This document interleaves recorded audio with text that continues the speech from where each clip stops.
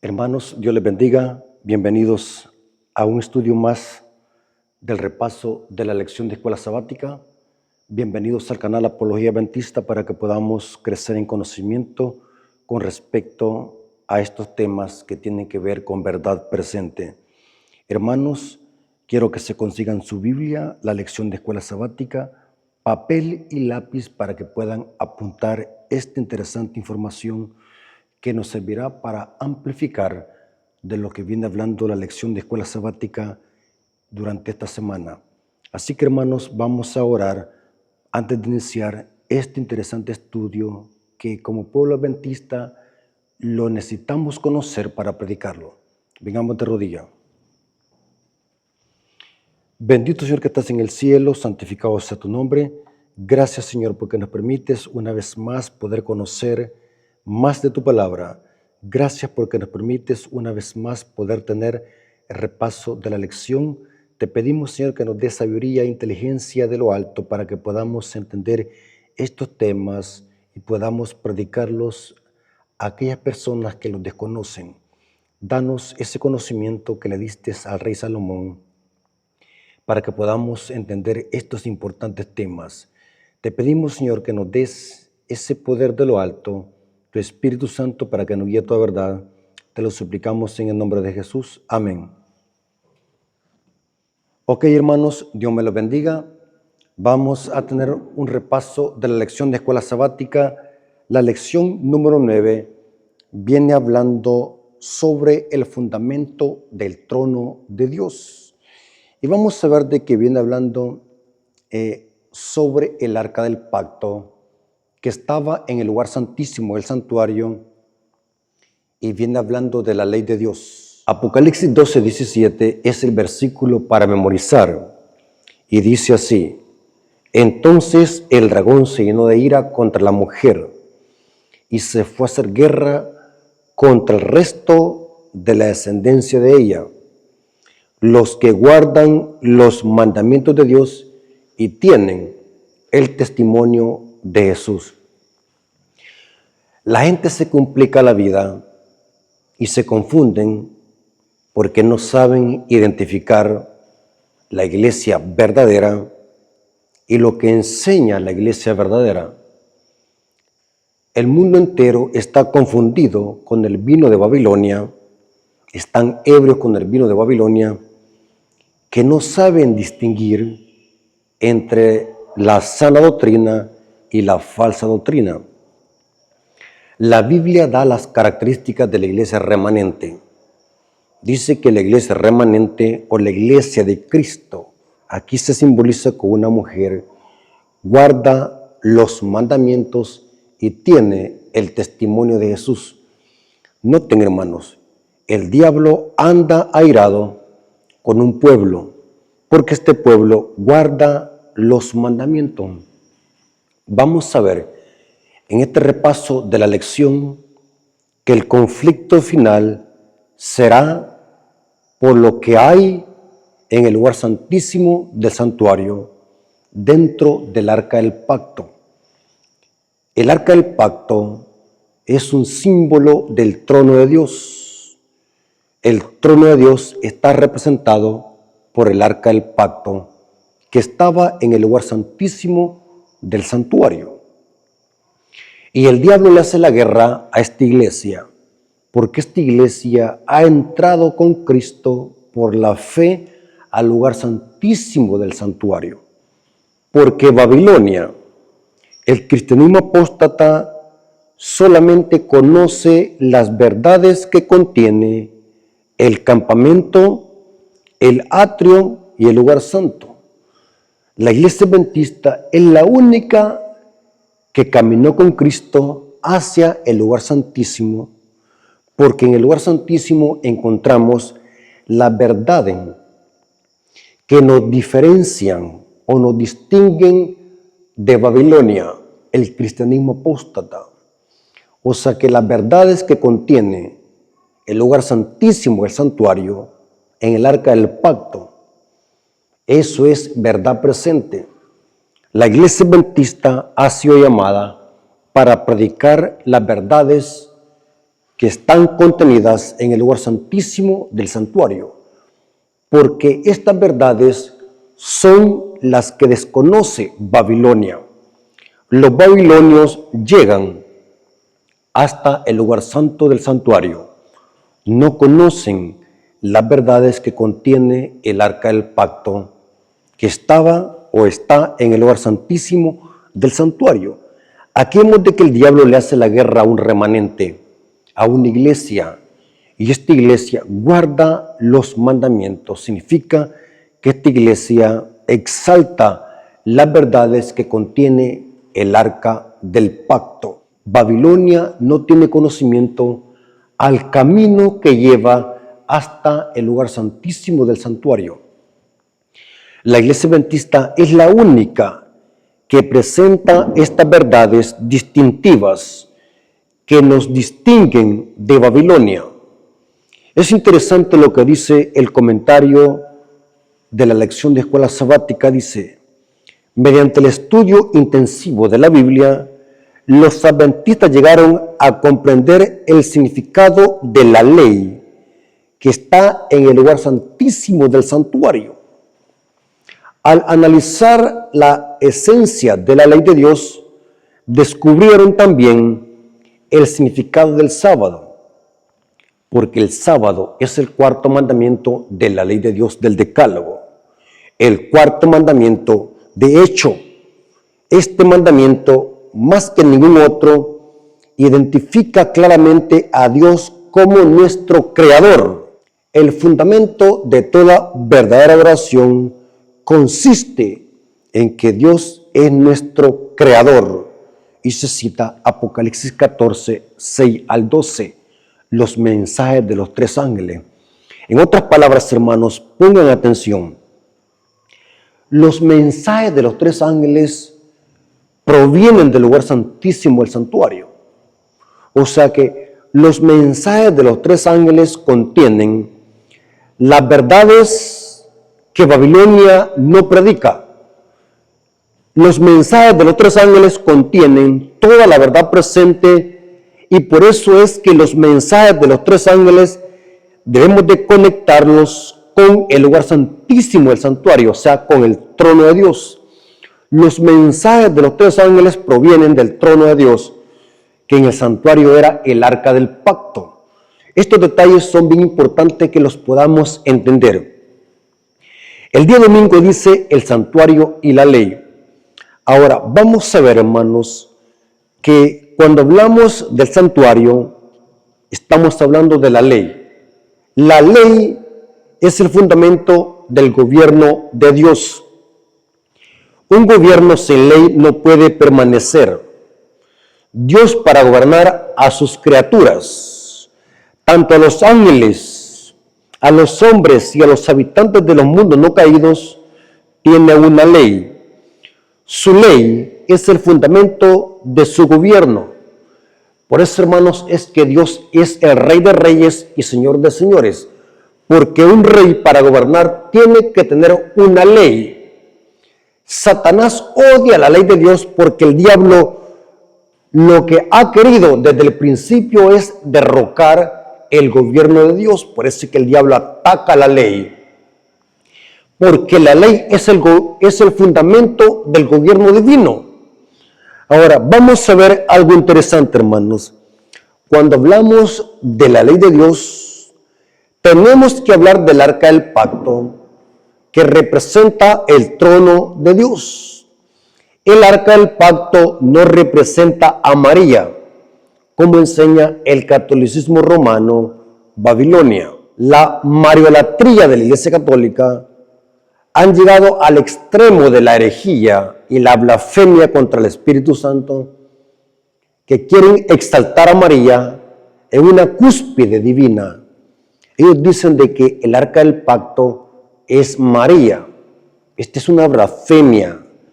Cuando leemos la Biblia de una forma profunda y disciplinada, vamos a ver de que el arca del pacto representa el trono de Dios.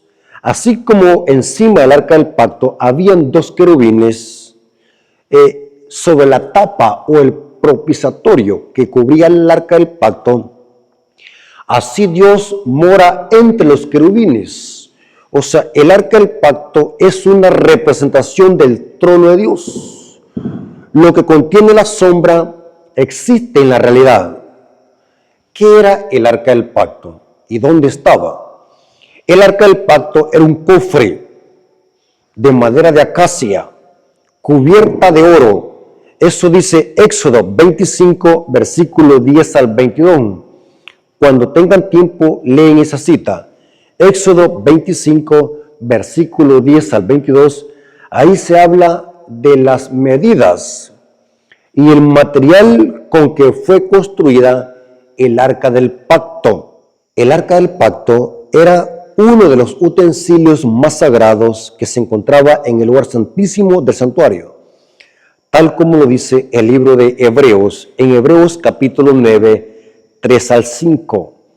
Hebreos capítulo 9, versículo 3 al 5, dice así, noten hermanos, tras el segundo velo estaba la parte del tabernáculo llamado lugar santísimo, el cual tenía un incensario de oro y el arca del pacto cubierta de oro por todas partes, en la que estaba una urna de oro que contenía el maná. Noten las tres cosas que contenía el arca del pacto, que contenía el maná, la vara de Aarón que reverdeció y las tablas del pacto. En un tema anterior explicamos por qué esas tres cosas estaban dentro del arca del pacto y qué representan en la proclamación de los mensajes de los tres ángeles y la verdad presente. Vimos de que el maná representa la reforma pro saludo. Vimos de que la vara de Aarón representa el sacerdocio inmutable de Cristo y la no inmortalidad del alma. Así como la vara de Aarón reverdeció por un milagro externo, así también nosotros, para tener inmortalidad, solamente la podemos obtener fuera de nosotros, que es en Cristo. ¿Qué representa las tablas del pacto? Representa el fundamento del trono de Dios. El pueblo remanente predica estas tres cosas: la reforma pro salud, la no inmortalidad natural del alma, el sacerdocio inmutable de Cristo y la obediencia a todos los mandamientos de Dios. Esto lo encontramos en los mensajes de los tres ángeles. Y esto era el arca del pacto que estaba en el lugar santísimo del santuario. Porque el arca del pacto representa el trono de Dios, no a María, sino el trono de Dios. El santuario terrenal era una copia del celestial. En otras palabras, Moisés hizo un santuario terrenal basado en un plano, y ese plano era una copia del santuario celestial. Noten como dice Hebreos 8:5, los cuales sirven a lo que es figura y sombra de las cosas celestiales, como se le advirtió a Moisés cuando iba a erigir el tabernáculo, diciendo, mira, haz todas las cosas conforme al modelo que se te ha mostrado en el monte. O sea, si en el santuario terrenal había un arca del pacto y dentro de ella el maná, la vara de Aarón y las tablas del pacto, significa que en el cielo también están estas tres cosas, porque en el cielo está el gran original. ¿Están conmigo, hermanos? Si usted dice que en el cielo no existen estas tres cosas, entonces usted está diciendo que Dios miente y que la Biblia se contradice. Porque Moisés iba a hacer un santuario terrenal, incluyendo el arca del pacto, basado en el gran original. Lean el texto. Y Dios le dijo claro a Moisés, mira, haz todas las cosas conforme al modelo. Noten, todas las cosas, no una parte, todas las cosas. Mira, haz todas las cosas conforme al modelo que se te ha mostrado en el monte. Hermanos, no cabe duda que la iglesia adventista tiene un conocimiento más profundo sobre la Biblia. La iglesia adventista tiene un mensaje muy profundo y amplio con respecto al plan de salvación. Creemos de que en el cielo hay un santuario y todo lo que hizo Moisés en el santuario terrenal era una copia del verdadero, o sea que en el cielo encontramos el gran original del arca del pacto, porque es una copia. Ahora, ¿qué fue puesto dentro del arca del pacto? Vimos de que fue el maná, la vara de Aarón y las tablas del pacto, 3 cosas. Pero demostremos bíblicamente que dentro del arca del pacto estaba la ley de Dios, los 10 mandamientos, el decálogo. Éxodo 25, 16. Y pondrás en el arca del testimonio el testimonio que yo te daré. Noten, hermanos, Moisés iba a poner dentro del arca del pacto las tablas del pacto. Por eso es que se llamaba arca del pacto, porque dentro tenía las tablas del pacto, porque los 10 mandamientos fueron escritos con el dedo de Dios y se le llama el pacto. Noten cómo dice Deuteronomio 4:13, dice así: y él os anunció su pacto, el cual os mandó a poner por obra los 10 mandamientos y los escribió en 2 tablas de piedra. Por eso, hermanos, al arca se le llama el arca del pacto o el arca de la alianza. Depende de la versión que usted está leyendo. Los 10 mandamientos fueron puestos dentro del arca del pacto, porque los 10 mandamientos es la ley moral de Dios y es el fundamento de su trono. Noten cómo dice este libro del Espíritu de Profecía. Este libro es el libro Historia de la Redención, página 156, párrafo 3, dice así, hablando del arca del pacto y lo que contenía. El Señor dio un modelo del arca a Moisés, con indicaciones especiales en cuanto a cómo hacerla. Esta debía contener las tablas de la ley, sobre las cuales Dios mismo había grabado con su propio dedo los 10 mandamientos. El arca del santuario terrenal era una réplica de la verdadera arca del cielo.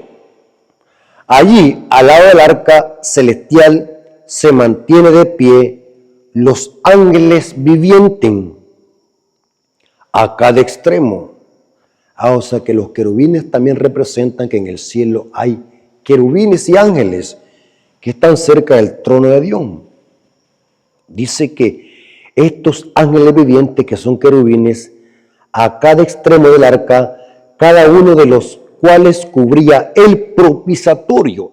El propiciatorio era la tapa que cubría el arca del pacto y encima de esa tapa estaban los querubines. Y dice, cada uno de los cuales cubría el propiciatorio con una de sus alas, elevándolas hacia lo alto, mientras que con la otra cubrían sus cuerpos en señal de reverencia y humildad, porque los querubines estaban viendo hacia abajo, demostrando la reverencia y humildad para la ley de Dios, que es el fundamento del gobierno divino. ¿Por qué razón esos querubines estaban encima del propiciatorio? Porque el arca del pacto representa el trono de Dios. La Biblia enseña de que Dios mora entre los querubines. Isaías 36, 17 dice, Isaías 36, 17, Jehová de los ejércitos, Dios de Israel, que moras entre los querubines. Hermanos, ¿se dan cuenta por qué es imposible decir que el arca del pacto es María? Esa es una herejía y una blasfemia. Es un insulto contra Dios. María no está en el trono de Dios. María no es Dios. María no mora entre los querubines. ¿Se dan cuenta, hermano? Quien mora en medio de los querubines es Jehová de los ejércitos. Solo tú eres Dios de todos los reinos de la tierra. Tú hiciste los cielos y la tierra. Noten porque el arca representa el trono de Dios y Dios mora entre los querubines. Y el fundamento del gobierno divino es su ley. Salmos 99, versículos 1 al 3. Se repite, donde Dios mora. Dice así, Jehová reina y temblarán los pueblos. Él está sentado sobre los querubines.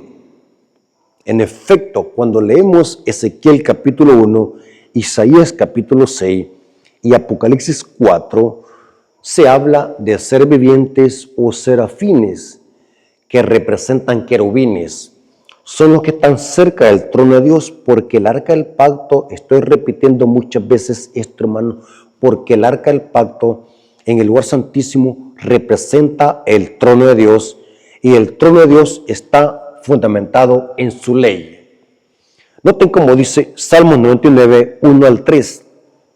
Jehová reina, temblarán los pueblos, Él está sentado sobre los querubines, se conmoverá la tierra, Jehová en Sión es grande y exaltado sobre todos los pueblos, alaben su nombre grande y temible, Él es santo. Nada que ver con María. Es una interpretación personal y errónea del catolicismo romano simplemente para darle culto e idolatría a María. Y nada más eso es, hermano. El catolicismo romano le da idolatría, aunque ellos lo nieguen, ellos dicen veneramos a María, pero es una mariolatría, es una idolatría crónica que el catolicismo romano le da a María, dándole títulos y puestos que solamente le corresponden a Cristo. Dios es el único que mora en medio de los querubines. Ahora, hablemos un poco del arca del pacto y lo que contiene. Si Moisés hizo una copia del original, significa, y no necesitamos ser sabios como Salomón para entender tan sencillo esto. Esto es tan simple entenderlo. Si hay una copia, significa que hay una realidad. Si hay una sombra, significa que hay un cuerpo que proyecta esa sombra. La materia proyecta sombra. En el cielo tenemos el santuario original y el arca del pacto original. ¿Dónde dice eso? A Juan en Apocalipsis se le permitió contemplar el lugar santísimo, el santuario y el arca del pacto, hermano. El libro de Apocalipsis sigue los pasos del santuario. Saben, hermanos, que el libro de Apocalipsis sigue los pasos del santuario. En el Apocalipsis encontramos los departamentos del santuario. Por falta de tiempo no podemos hacer un análisis profundo y exegético de cómo el libro de Apocalipsis presenta cada paso y cada departamento del santuario. Campamento, atrio, lugar santo, lugar santísimo y la salida al lugar santísimo. Y los interludios que hay entre el lugar santo y el lugar santísimo son los capítulos 10 y el capítulo 11 de Apocalipsis, donde presentamos o donde se presentan los chascos del santuario. Eso lo vimos en esta semana que pasó y en otras clases que hemos visto, que Apocalipsis 10 y Apocalipsis 11 son el interludio entre el traspaso que Cristo hace del lugar santo al lugar santísimo.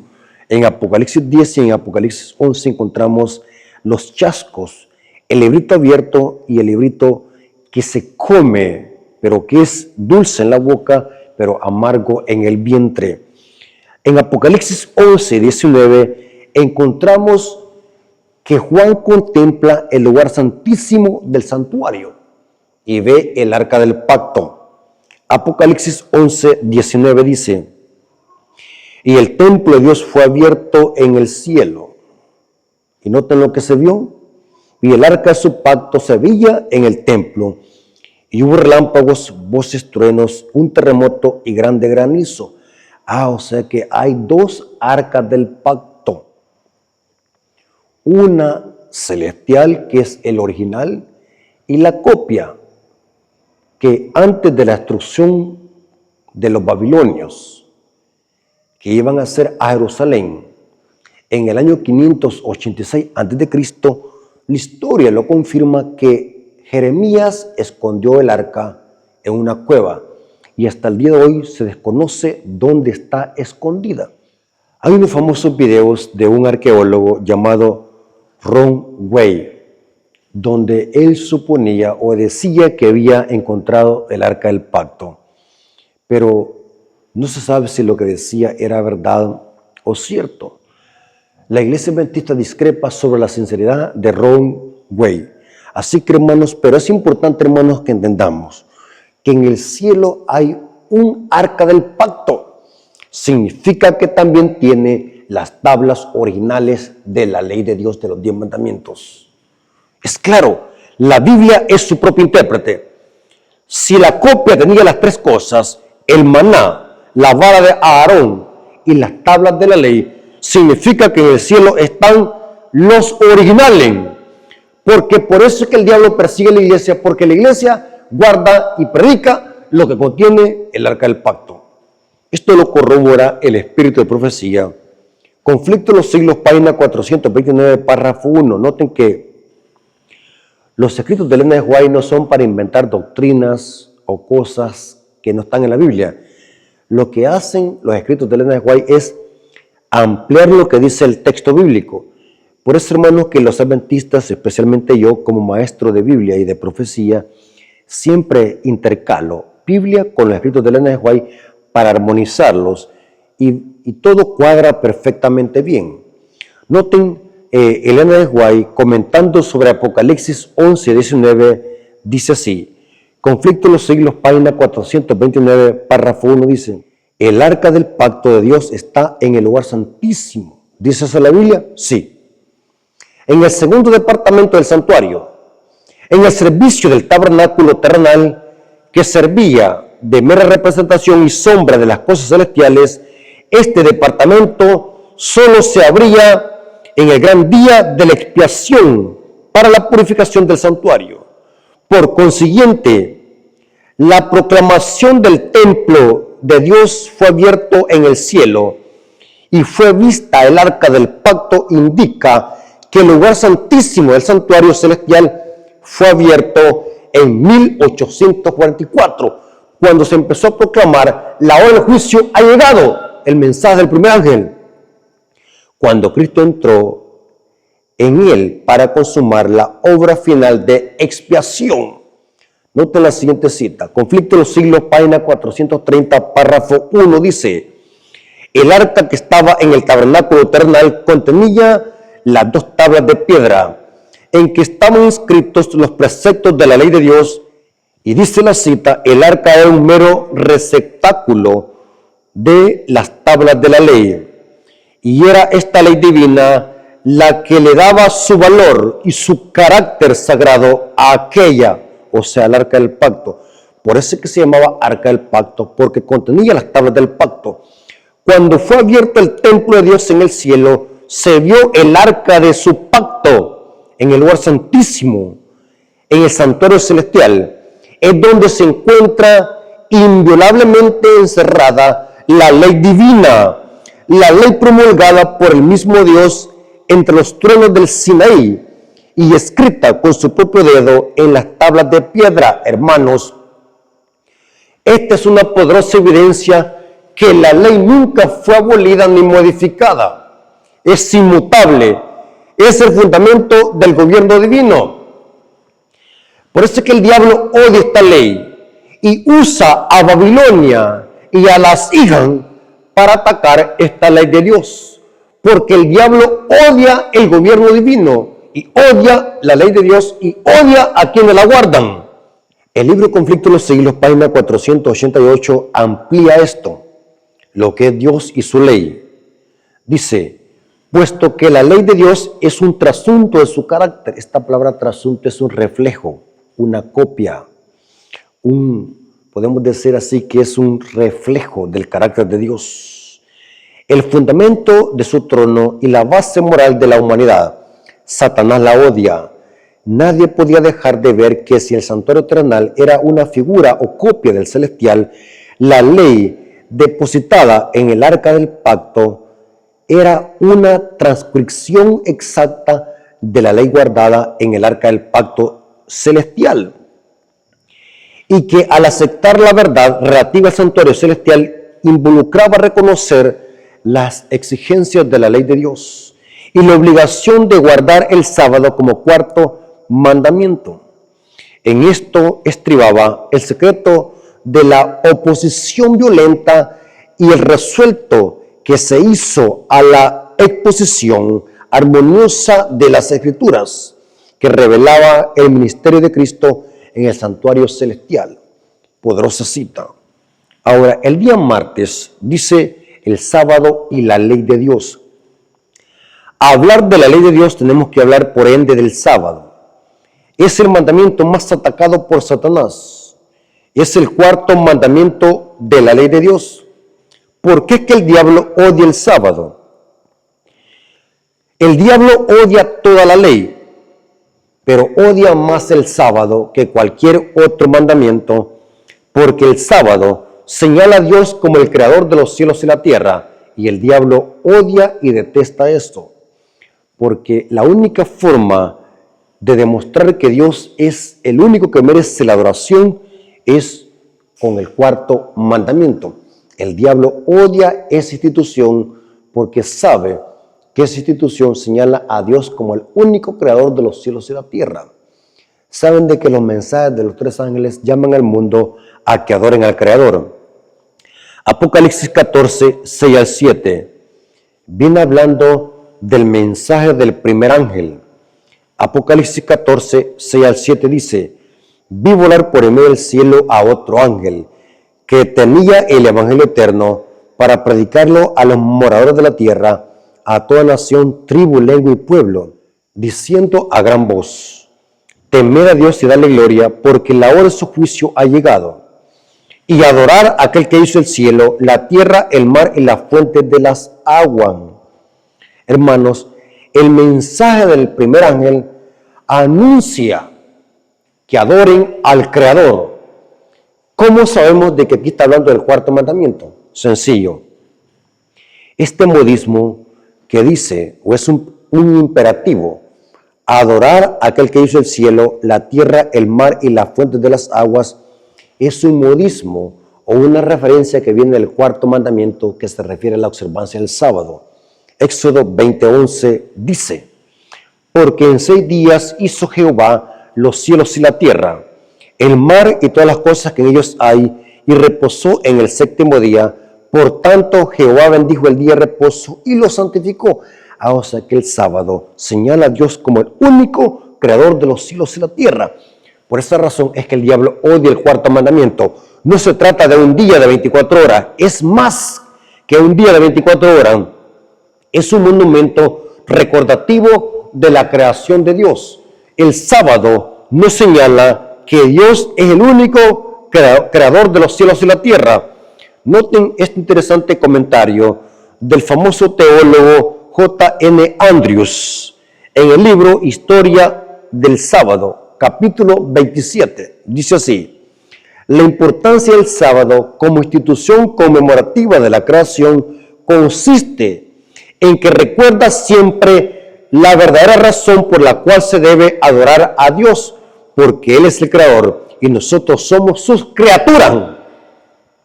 ¿Se da cuenta por qué el diablo odia?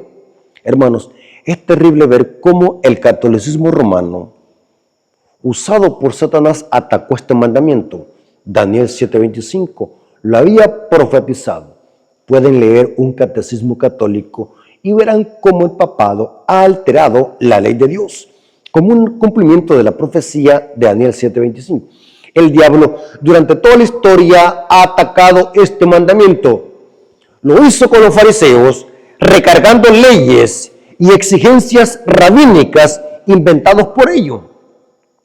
En los tiempos de Cristo el sábado era una carga, no una delicia como lo había dicho el profeta Isaías en Isaías 58:13. Usó al papado durante la Edad Media en alterar la ley de Dios y cambiarla, instituyendo un falso día del Señor, que es el domingo, es un día espurio para atacar el cuarto mandamiento. Y hoy usa a las hijas, el protestantismo apóstata, para atacar este mandamiento. Las hijas, igual que la madre, atacan este mandamiento. Pregúntele a un evangélico. ¿Usted está de acuerdo que 2 hombres se puedan casar o 2 mujeres se pueden casar?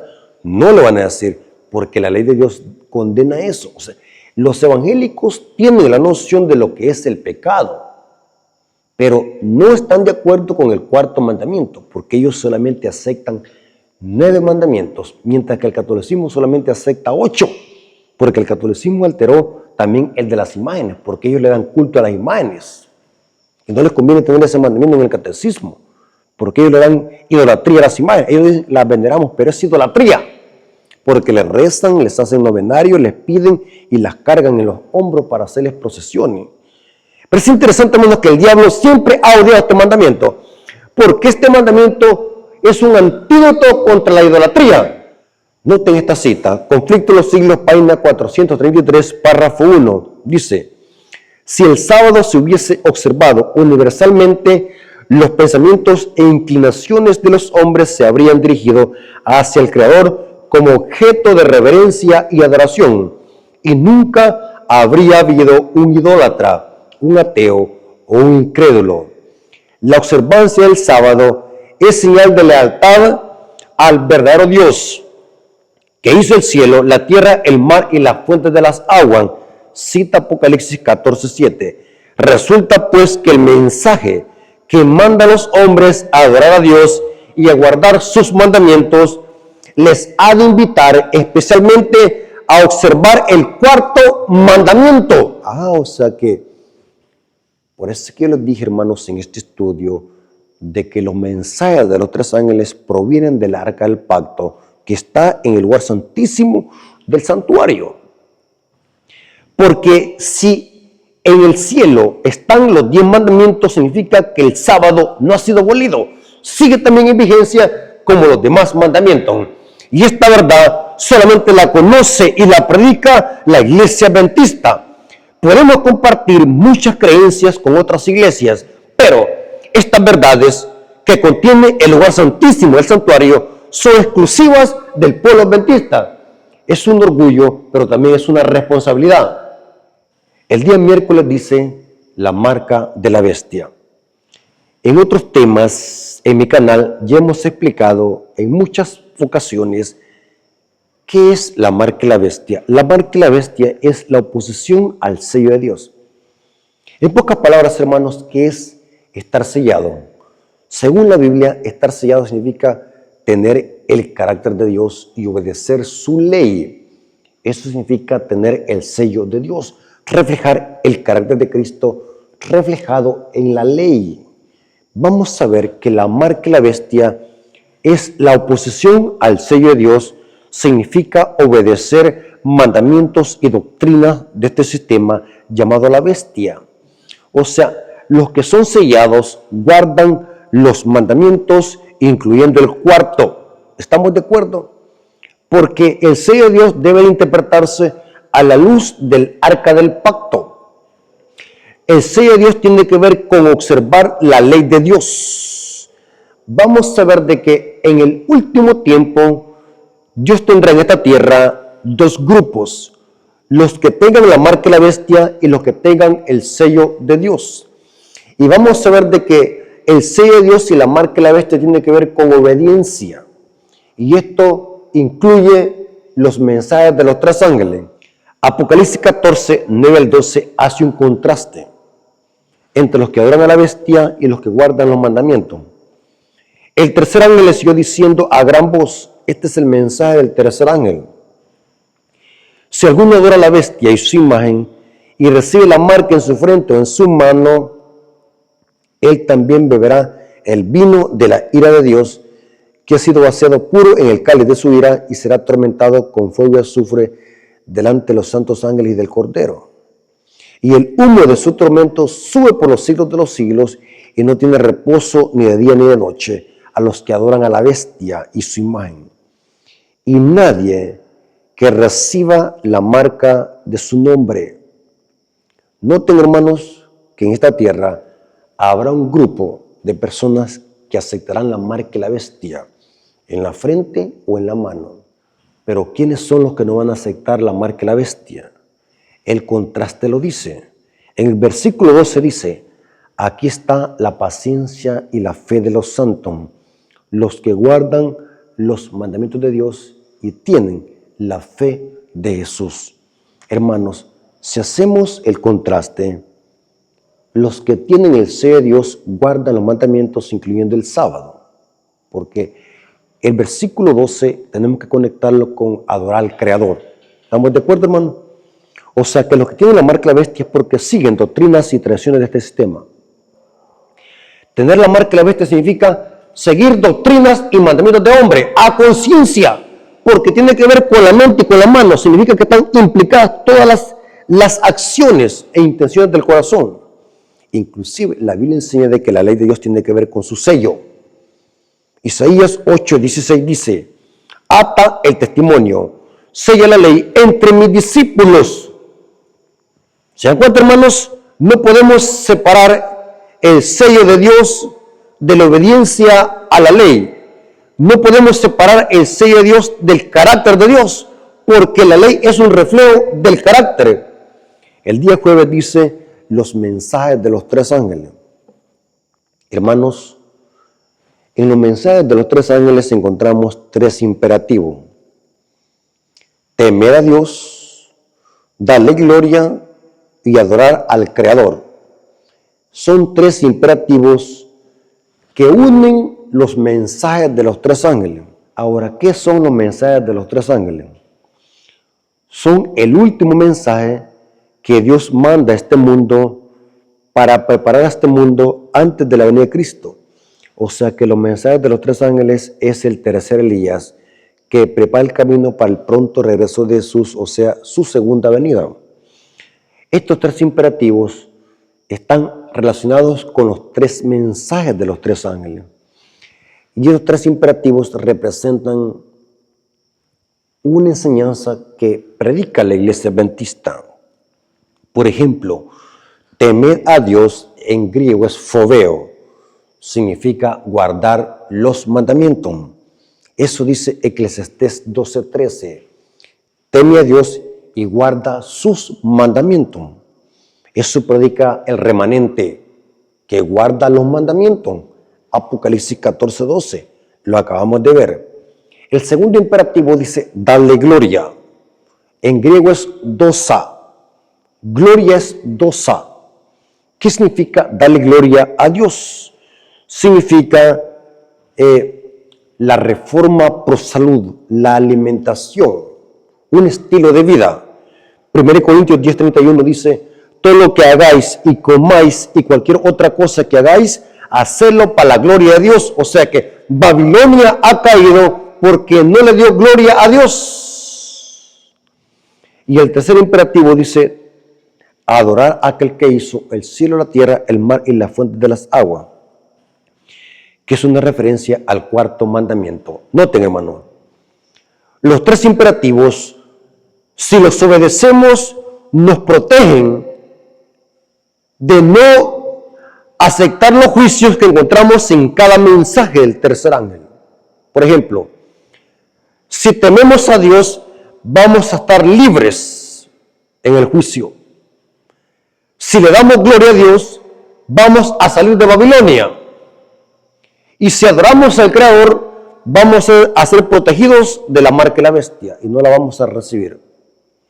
Por eso es que estos tres imperativos, temer a Dios, darle gloria y adorar al Creador, son los tres imperativos que aceptan en sus corazones el remanente que va a rechazar la marca de la bestia y que va a predicar estos mensajes a toda nación, tribu, lengua y pueblo.